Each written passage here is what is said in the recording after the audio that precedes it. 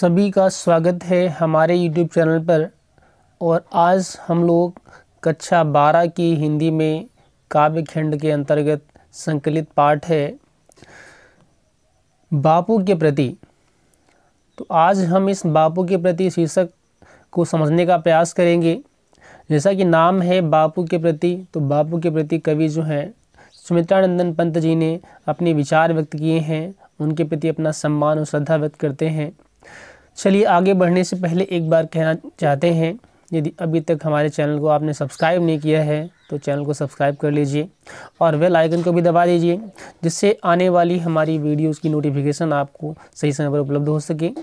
और यदि आपको हमारे वीडियो से सीखने को मिलता है, अच्छा लगता है, तो आप हमारे वीडियोस को शेयर भी करते रहें अपने मित्रों को, अपने साथियों को, जिससे उनको भी इसका लाभ हो सके। चलिए पढ़ते हैं बापू के प्रति शीर्षक को। तो बापू के प्रति शीर्षक में जो पहला पद है उसको पहले पढ़ने का प्रयास करते हैं, समझने का प्रयास करते हैं। तो कहा गया है, तुम मांसहीन, तुम रक्तहीन, हे अस्थिशेष, हे अस्थिहीन, तुम शुद्ध बुद्ध आत्मा केवल, हे चिर पुराण, हे चिर नवीन, तुम पूर्ण इकाई जीवन की, जिसमें असार भव शून्य लीन, आधार अमर होगी जिस पर भावी की संस्कृति समासीन। तो हम समझने का प्रयास करते हैं। जैसे कि हमने पद को पढ़ा तो हमने देखा है संस्कृत निष्ठ शुद्ध खड़ी बोली का प्रयोग इसमें हुआ है और छंद का कोई बंधन नहीं, यहाँ पर स्वच्छंद छंद है, छंद मुक्त पद है। जैसे भी आप लय में इसको गा सकते हैं, अपनी लय में आप इसको गा सकते हैं। तो हम देखते हैं, समझते हैं इसका अर्थ। कहा गया है तुम मांसहीन, तुम रक्तहीन, किसके लिए कहा गया है? तो हमने देखा बापू के प्रति शीर्षक है, मतलब बापू जी से कहा गया है। बापू जी कौन है? तो महात्मा गांधी जी को हम बापू जी कहते हैं। तो बापू जी के प्रति जो सुमित्रानंदन पंत है वो अपने सद्भावना व्यक्त करते हैं, अपने विचार व्यक्त करते हैं और कहते हैं कि तुम मांसहीन और तुम रक्तहीन, अर्थात हे बापू आप तो हमें ऐसे दिखते हैं कि आप में मांस ही नहीं है, आप में रक्त ही नहीं है, अर्थात आप मांस और रक्त से हीन हैं। इतने दुर्बल थे महात्मा गांधी, तन से बहुत दुबले पतले थे। तो उनको देखकर महात्मा गांधी कहते हैं, महात्मा गांधी के प्रति पंत जी कहते हैं कि आप कैसे हैं? आप मांसहीन हैं, आप रक्तहीन हैं। और फिर कहा, हे अस्थि शेष, तुम अस्थिहीन, हे अस्थि शेष, अर्थात केवल तुम में अस्थियां शेष थीं। और फिर आगे कह दिया तुम अस्थिहीन, और आप जो है अस्थि से भी हीन थे, अर्थात आप में तो अस्थियां भी नहीं थीं। तो ऐसा कहने का मतलब क्या है? तो यहाँ हमने देखा कि विरोध उत्पन्न हो रहा है, तो विरोधाभास अलंकार यहाँ दिखाई पड़ता है। हे अस्थिशेष और फिर अस्थिहीन, आप में अस्थियां शेष थीं, केवल आप में मांस नहीं था, रक्त नहीं था, अस्थियां शेष थीं। वो फिर कह दिया कि तुम अस्थिहीन, आप तो अस्थियों से भी हीन थे। तो आप जानते हैं शरीर में जो अस्थि होता है, मांस होता है, मेद होता है, मज्जा होता है, शरीर के जो भी हमारे जो तत्व होते हैं जिनसे शरीर का निर्माण होता है, इनमें कोई ना कोई दोष पाया जाता है, कोई ना कोई विकार, कोई ना कोई बीमारी, कोई ना कोई अवगुण इनमें होता है। लेकिन यहाँ कवि ये कहना चाहता है कि महात्मा गांधी एक ऐसे पुरुष थे, ऐसे दिव्य व्यक्ति थे जिनमें किसी प्रकार का कोई अवगुण नहीं था, बिल्कुल ही शुद्ध पवित्र थे, जिनमें किसी प्रकार का कोई दोष नहीं था। तो जो कवि है वो ये दिखाना चाहता है कि वो दोष रहित थे, अर्थात वो अस्थि से भी हीन थे। अगर अस्थियां भी होंगी तो उनमें भी कोई ना कोई दोष होने की संभावना रहती है, और वो अस्थिहीन थे। और फिर कहा तुम शुद्ध बुद्ध आत्मा केवल, और कहा कि तुम क्या थे? तुम तो केवल एक शुद्ध बुद्ध आत्मा थे, एक पवित्र और ज्ञान से परिपूर्ण आत्मा थे। शुद्ध और बुद्ध अर्थात पवित्र और ज्ञान से परिपूर्ण आत्मा थे। और हे चिर पुराण, हे चिर नवीन, और कवि कहता है कि आप जो हैं चिर नवीन हैं और चिर पुराण भी हैं, अर्थात बहुत ही प्राचीन, अर्थात आप प्राचीन और नवीन इन दोनों संस्कृतियों को अपने आचरण में समाहित किए हुए हैं। आप प्राचीन संस्कृति के पोषक हैं और नवीन संस्कृति की भी पोषक हैं, आप उसको भी प्राण देते हैं। और फिर कहा तुम पूर्ण इकाई जीवन की, अर्थात आप जो हैं वो जीवन की पूर्ण इकाई इकाई हैं। आपका जो आदर्श है, आपका जो व्यवहार है, उसमें जीवन की पूर्ण इकाई परिलक्षित होती है। और कहा कि जिसमें असार भव शून्य लीन, और यह जो संसार है, जो भव है, यह कैसा है? असार है। और आपका जो जीवन है, आपके जो आदर्श हैं, उन आदर्शों में असार जो भवशून्य है वह लीन है, वह समाहित हो जाता है। अर्थात आपके जो आदर्श हैं, आपकी जो संस्कृति है, आपका जो मानना है, तो उन विचारों पर, आपके आदर्शों में जो है सब कुछ समा लेने की क्षमता है। प्राचीन और नवीन सब प्रकार के विचारों को समा लेने की क्षमता है। और आधार अमर होगी जिस पर भावी की संस्कृति समासीन। और कहा आधार अमर होगी, वो आधार अर्थात आप वो आधार हैं। अमर होगी भावी की संस्कृति समासीन, अर्थात जो भावी संस्कृति है, जो भविष्य में हमारी संस्कृति का निर्माण होगा, वह आपके जो बताए हुए आदर्श हैं उन्हीं के आधार पर होगा। तद आपका जो जीवन है, आपका जो आदर्श है, वह भविष्य में हमारे जीवन का, हमारे संस्कृति का आधार होगा। इस प्रकार से कवि ने उनके आदर्शों से प्रेरित होकर के उनका गुणगान किया है। तो हम देख रहे हैं शुद्ध परिष्कृत खड़ी बोली का प्रयोग है, छंद मुक्त है। लेकिन यहाँ पर हम देखते हैं विरोधाभास, अभी हमने बताया था। इसके अलावा यमक और रूपक अलंकार का प्रयोग है। और शब्द शक्ति की बात करें तो लक्षणा और व्यंजना शब्द शक्ति का प्रयोग यहाँ देखने को मिलता है। इसके अलावा गुण अगर पूछें तो प्रसाद गुण का प्रयोग देखने को मिलता है। तो चलिए पढ़ते हैं अगला पद।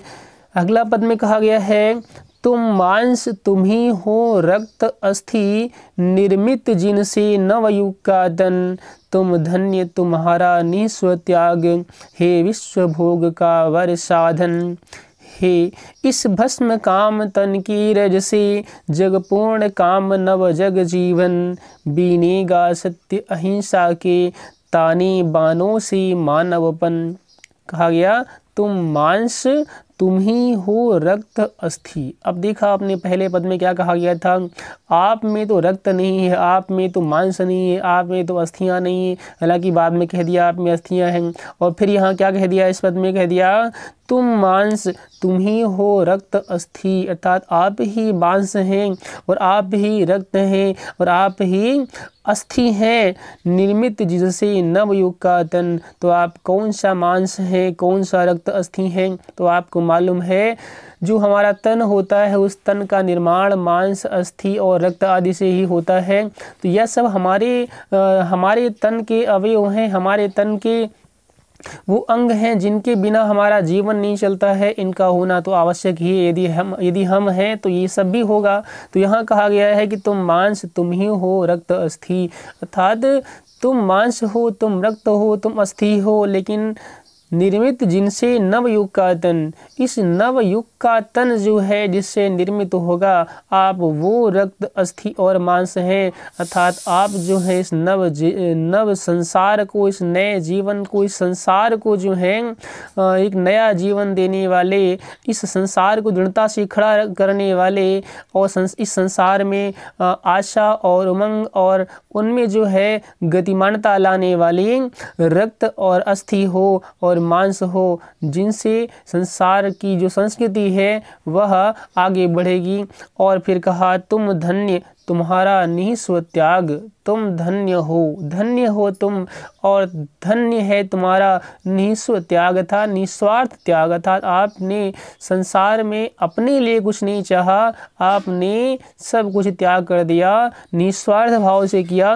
और हे विश्व भोग का वर साधन, अर्थात आपने हमें ये रास्ता बताया किस प्रकार से संसार में हमें रहना चाहिए, विश्व में कैसे हमें भोग करना चाहिए। ये आपने हमें वर साधन, श्रेष्ठ साधन, संसार में जीवन जीने की श्रेष्ठ कला हमें सिखाई।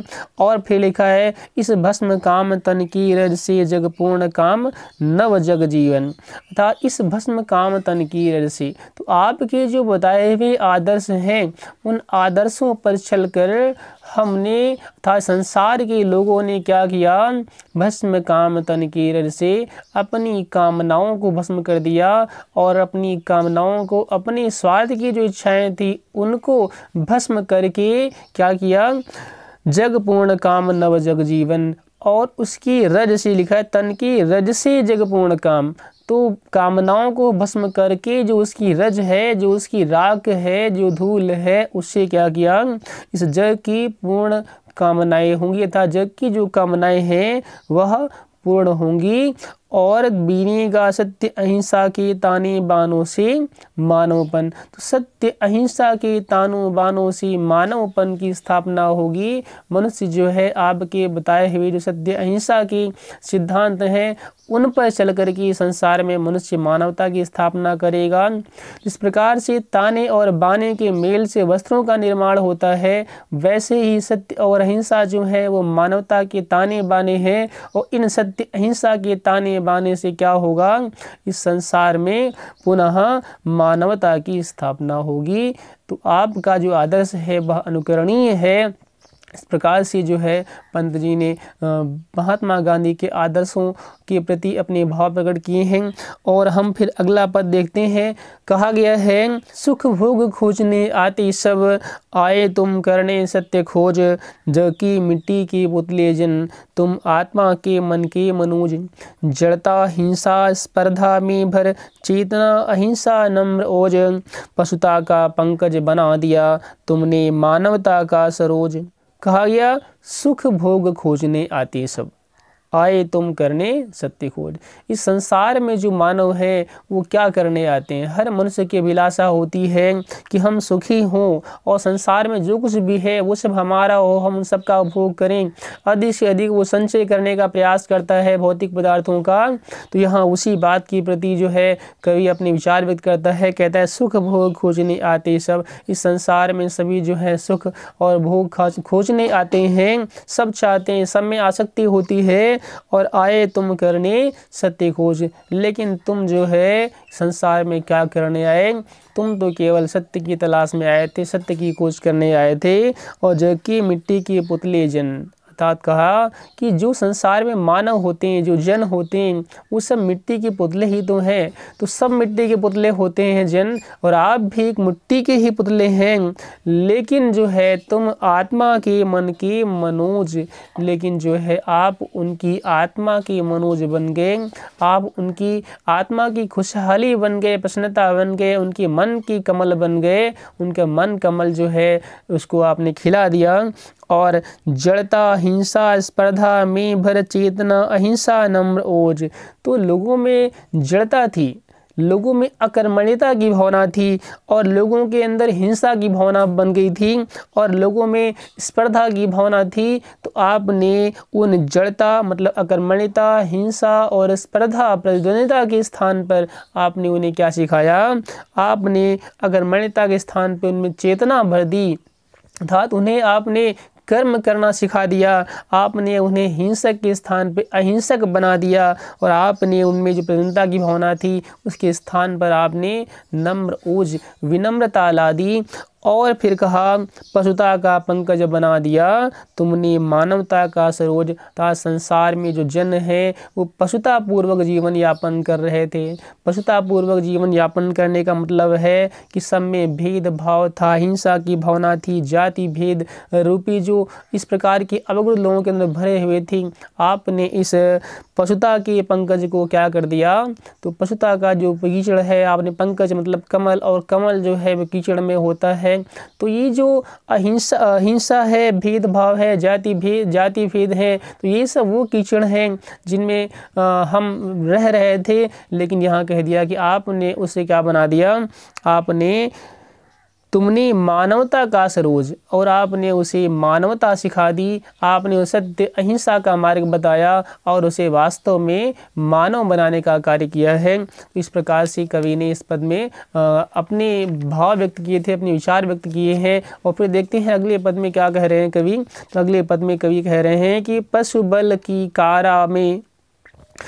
बल की कारा से जग को दिखलाई, आत्मा की विमुक्ति, विद्वेष घृणा से लड़ने को सिखलाई, दुर्जय प्रेम युक्ति।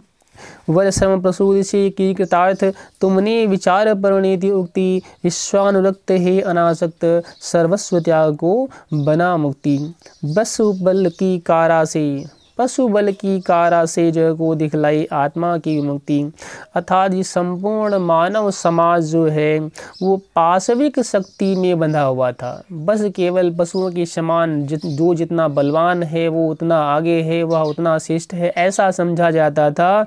तो पशु बल की कारा से, और हमारा देश परतंत्र था, और हम जिस समय महात्मा गांधी का जन्म हुआ उस समय आप जानते हैं कि हमारे यहाँ देश में अंग्रेज़ों का शासन था, और हम सब जो हैं बस बंधन में थे, हम सबको आज़ादी नहीं थी। पशुबल की कारा से जग को दिखलाई आत्मा की मुक्ति। तो हम देख रहे हैं कि पशुबल की कारा से अर्थात संपूर्ण समाज जो है वह पाशविक शक्ति के बंधन में बंधा हुआ था, पाशविक शक्ति की कारागृह में बंधा हुआ था, और आपने आकर क्या किया, दिखलाई आत्मा की मुक्ति। आपने उसे उसकी आत्मा की मुक्ति का मार्ग दिखाया कि केवल धन, ऐश्वर्य और बल एकत्र करना ही जीवन का उद्देश्य नहीं होता है।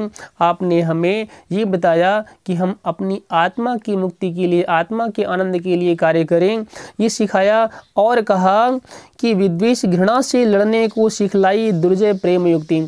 और जो लोगों के मध्य में द्वेष था, ईर्ष्या थी, घृणा था, घृणा की भावना थी, तो इन सब भावनाओं से लड़ने के लिए आपने एक दुर्जय युक्ति बताई, एक ऐसी युक्ति बताई जिसका कोई कार्ड नहीं है। वो क्या बताया? वो बताया आपने प्रेम युक्ति, अर्थात प्रेम के द्वारा जो है हम इस द्वेष घृणा आदि से लड़ सकते हैं। और फिर कहा वर श्रम प्रसूति से की कृतार्थ तुमने विचार प्रणीति उक्ति। वर श्रम प्रसूति से, और आपने श्रम को जन्म दिया, अर्थात लोग अकर्मण्य थे, लोगों के पास काम नहीं था, कार्य नहीं था। और आप जानते हैं जब कोई कार्य नहीं होता है, व्यक्ति जब बिना कार्य के फ्री बैठा होता है तो उसके अंदर जो है अनेक प्रकार के विचार आते हैं, उत्पाद के आते हैं। तो यहाँ कहा गया है कि वह श्रम प्रसूति से की कृतार्थ, और आपने श्रम को प्रसूत किया, आपने हमें क्या किया, कार्य करने की प्रेरणा दी, कर्म करने की प्रेरणा दी। और तुमने विचार प्रणीति उक्ति, और आपने इस उक्ति को प्रणीत कर दिया, बदल दिया। या ऐसे इसका अर्थ हम समझ सकते हैं कि आपने जो है केवल कथन से, केवल कह कर के लोगों को समझाने की अपेक्षा केवल अपने जीवन में कर्म करके आपने दिखाने का प्रयास किया। अर्थात आपने कथन की अपेक्षा कर्म पर बल दिया। कहने से बल व्यक्ति पर प्रभाव नहीं पड़ता है, बल्कि कर्म से प्रभाव पड़ता है। तो आपने स्वयं कुछ करके दिखाया, आगे बल के बढ़ के दिखाया। उसके बाद जो है लोगों ने आपके आदर्शों से सीखा और आपके कदमों पर लोग चल दिए। और कहा विश्वानुरक्त हे अनासक्त, आप क्या हैं, आप विश्वानुरक्त हैं और अनासक्त हैं। अनासक्त का मतलब संसार से जिसको आसक्ति ना हो, जिसको संसार की भौतिक वस्तुओं की किसी को चाहत ना हो, ऐसा व्यक्ति अनासक्त होता है। तो आप तो अनासक्त थे और फिर भी विश्वानुरक्त थे। आप और विश्व से अनुरक्त थे, विश्व से अनुराग रखने वाले थे, विश्व से प्रेम करते थे और सर्वस्व त्याग को बना मुक्ति। और आपने विश्वानुरक्त होकर के क्या किया, सर्वस्व त्याग कर दिया, अपने जीवन और अपने सारे सुखों का त्याग कर दिया। किसके लिए? विश्व के लिए, क्योंकि आप विश्वानुरक्त थे और आपने इस त्याग को ही क्या बना दिया, मुक्ति का मार्ग बना दिया, मुक्ति का साधन बना दिया। इस प्रकार से हमने देखा इस पद में कवि ने अपने विचार व्यक्त किए हैं। और अगला पद देखते हैं। तो अगले पद में कहा गया है उड़के चरखे में कात सूक्ष्म युग युग का विषय जनित विषाद, गुंजित कर दिया गगन जग का भर तुमने आत्मा का निनाद। रंग रंग खद्दर के सूत्रों में नवजीवन आशा स्प्रियलाद, मानवी कला की सूत्रधार हर लिया यंत्र कौशल प्रवाद। तो उड़के चरखे में कात सूक्ष्म युग युग का विषय जनित विषाद। अब यहाँ कहा गया उड़के चरखे में, तो आपने चरखे को महत्व दिया और चरखे को महत्व देकर क्या किया आपने, युग युग का विषय जनित विषाद। तो युगों युगों से जो लोगों में जनित हो गया था विषाद, जो दुख है ना, लोगों के पास कार्य नहीं था, लोग दुखपूर्वक जीवन यापन कर रहे थे, क्या करें, और उनके पास रोजगार कोई साधन नहीं था, तो आपने उन्हें चरखे की कला दे करके, चरखे की शिक्षा दे करके आपने क्या उन्हें दे दिया, आपने युगों युगों से जो उनके अंदर विषय जनित विषाद था, जो दुख था, वह हर लिया और गुंजित कर दिया गगन जय का भर तुमने आत्मा का निनाद। आपने उस जग का गगन गुंजित कर दिया, अर्थात सत्य अहिंसा की जो पवित्र गूंज है वह उनके जीवन में गूंज पड़ी, और उनके जो आत्मा की निनाद था, आत्मा की जो संगीतमयी ध्वनि थी वह उनको सुनाई पड़ी, अर्थात लोगों ने अपनी आत्मा की आवाज़ को समझा और सुना, और रंग रंग की खद्दर के सूत्रों में नवजीवन आशा स्पृहलाद था। जन जन में आपने क्या किया, रंग रंग खद्दर के सूत्रों से। अब रंग रंग खद्दर के सूत्रों से मतलब लोगों को आपने खद्दर के सूत्रों को रंगने का कार्य सिखाया, और रंगने का कार्य सिखाकर आपने क्या किया, नवजीवन आशा स्पृहलाद, उनके जीवन में एक नई आशा और नया स्पृहलाद भर दिया, आनंद भर दिया।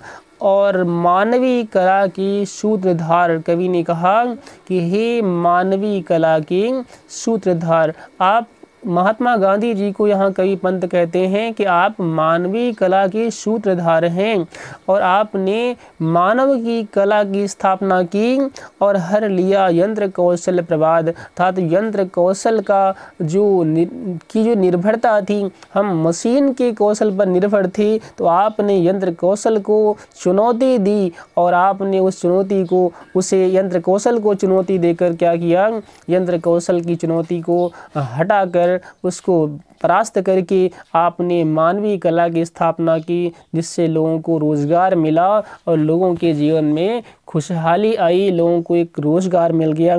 तो हमने देखा यहाँ पर किस प्रकार से महात्मा गांधी के प्रति, उनके कार्यों के प्रति कवि जो है अपने विचार व्यक्त कर रहा है। तो ऐसे ही देखते हैं अगले पद में कवि क्या कहता है। तो अगला पद है, साम्राज्यवाद था कंस वंदिनी मानवता, पशु बलाक्रांत श्रृंखला दासता, प्रहरी बहु निर्मम शासन पद शक्ति भ्रांत, कारागृह में दे दिव्य जन्म मानव आत्मा को मुक्त कांत, जड़ शोषण की जन शोषण की बढ़ती यमुना, तुमने की नत पद प्रणत शांत।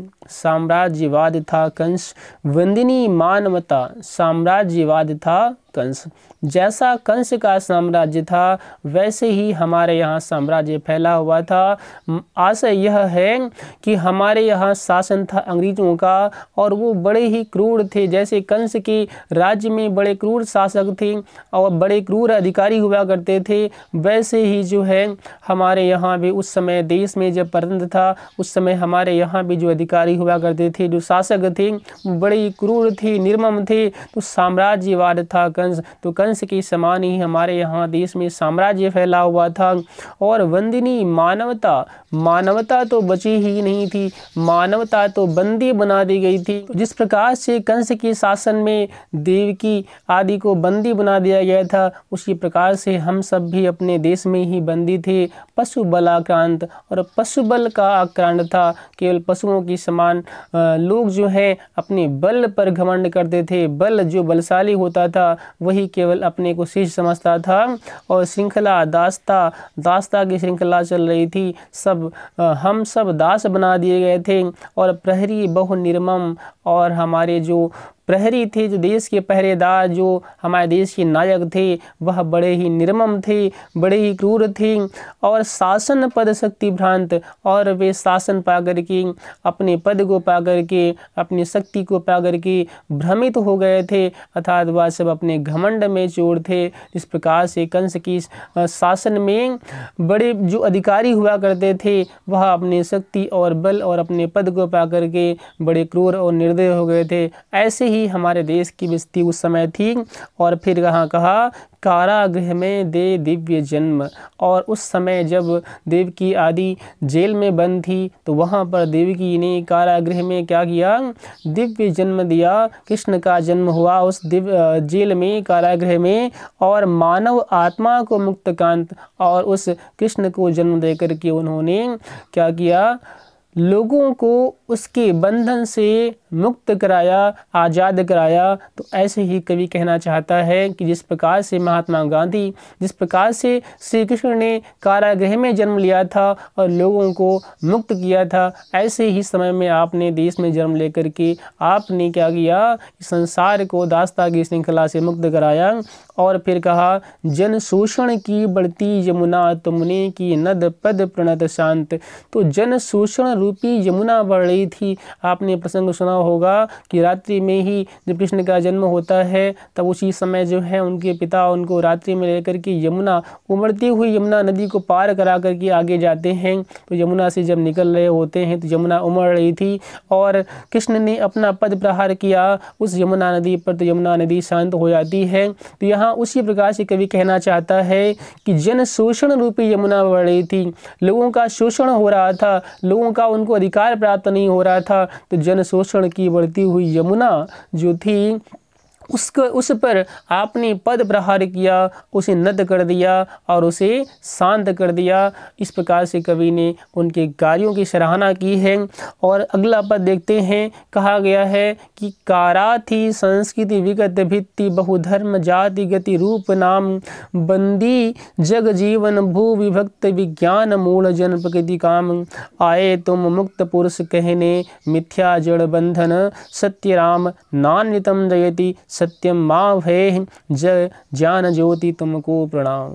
कहा गया है कारा थी संस्कृति विगत भित्ति। अब कारा थी, कैद थी, क्या कैद थी, तो संस्कृति विगत था। जो विगत संस्कृति थी, जो कई वर्षों से हमारे देश की संस्कृति थी, जो सभ्यता थी, वह तो कारा हो गई थी, कैद कर ली गई थी, अर्थात देश की संस्कृति जो है वो समाप्त हो गई थी। और लिखा है भित्ति बहुधर्म जाति गति रूप नाम, भित्ति का मतलब दीवार, और हमारे समाज में अनेक प्रकार की दीवारें खड़ी थीं। वो दीवारें क्या हैं, बहुधर्म जाति, अनेक धर्म जाति और जातिगत और रूप नाम आदि की दीवारें, ऊंच नीच की दीवारें, धर्म के नाम पर दीवारें।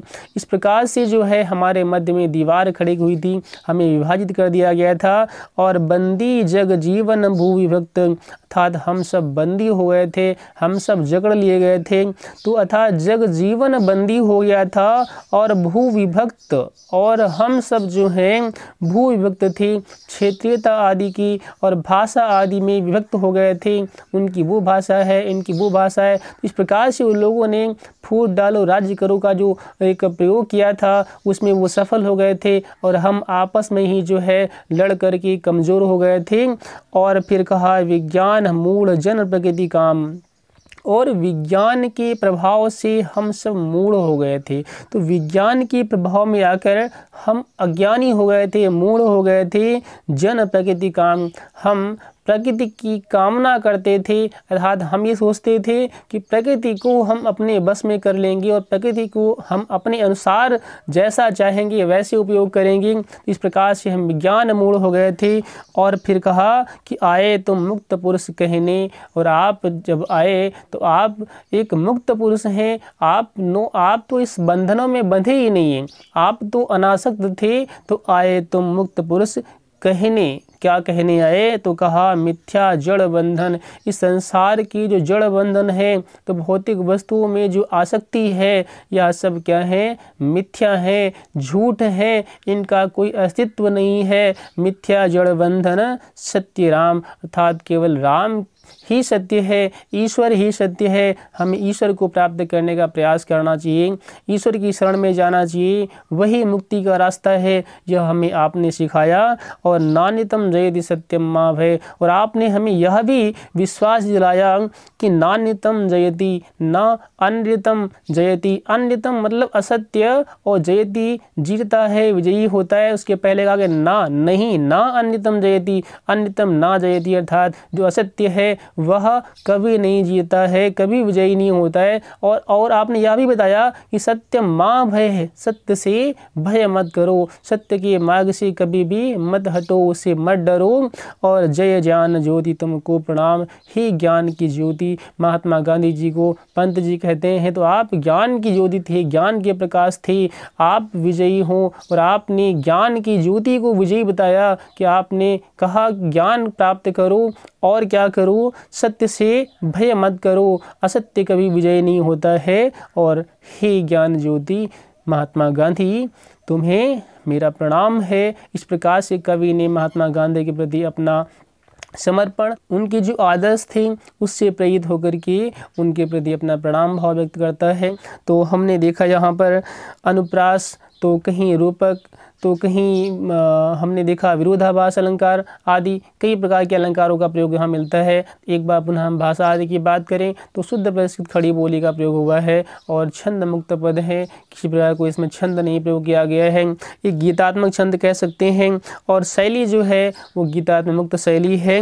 और यहाँ पर हम बात करें अगर गुण की, तो हमने देखा है प्रसाद गुण, पद में अलग अलग गुण देखने को मिलते हैं, तो कहीं प्रसाद भी है तो कहीं ओज भी दिखाई पड़ता है, क्योंकि बीच में कुछ पद ऐसे थे जहाँ पर वीर रस का भी प्रयोग देखने को मिला है, क्योंकि वहाँ पर उनकी वीरता का वर्णन किया गया है।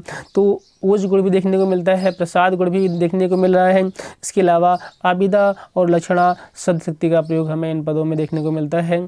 तो चलिए आज के लिए बस इतना ही, और अगले वीडियो में हम किसी अगले लेसन को, अगले पद को, अगले शीर्षक को लेकर के फिर से मिलेंगे। तब तक आप हमारे जो उपलब्ध वीडियो हैं उनको देखें और अपना स्वाध्याय करें।